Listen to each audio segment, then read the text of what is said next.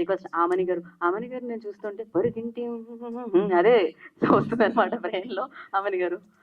ఇక్కడొచ్చిన ఆత్మీయులందరికీ, పెద్దవాళ్ళకి, చిన్నవాళ్ళకి అందరికీ and media, press వాళ్ళందరికీ నా ధన్యవాదాలు. ముఖ్యంగా విశ్వక్ సేన గారికి నా ధన్యవాదాలు తెలుపుకుంటున్నాను.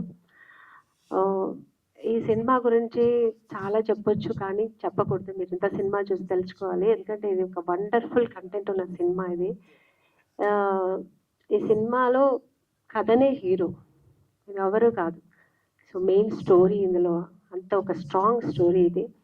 సో అందుకని మేమందరూ చాలా ఇన్వాల్వ్ అయ్యాం. బ్రహ్మాజీ గారు చాలా ఇంట్రెస్టెడ్గా ఈ సినిమా చాలా ఇన్వాల్వ్ అయ్యి చేశారనమాట. తర్వాత నేను ఆయన పక్కన భార్యగా చేశాను. సుధాకర్ గారు, మళ్ళీ మణి, ధన్యా బాలన్, అమ్మాయి పేరు నాకు తెలియదు, అబిత. సో వీళ్ళందరూ ఇందులో చాలా ఇన్వాల్వ్ అయ్యి చేసాం. మంచి కంటెంట్ ఉన్న సినిమా ఇది. సో దయా గారు చాలా బాగా చేశారు. సినిమా చూస్తుంటేనే నేను డబ్బింగ్ చెప్పేప్పుడు చూశాను. వండర్ఫుల్. ఒక్కొక్క సీన్ కూడా చాలా ఇంట్రెస్టింగ్గా ఉంటుంది. నెక్స్ట్ ఏంటి అన్నట్టుకుంటుంది. సో చాలా మంచి సినిమా.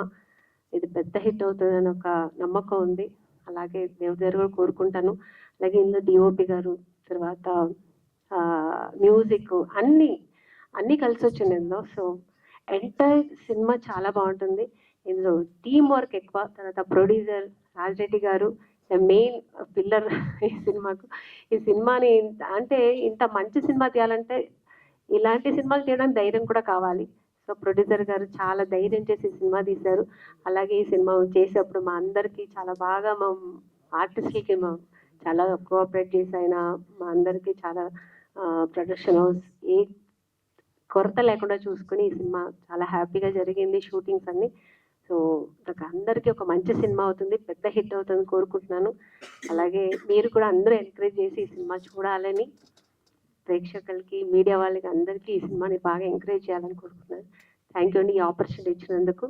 ఎంటైర్ ఈ టీమ్కి నేను థ్యాంక్స్ చెప్పుకుంటున్నాను. Thank you so much.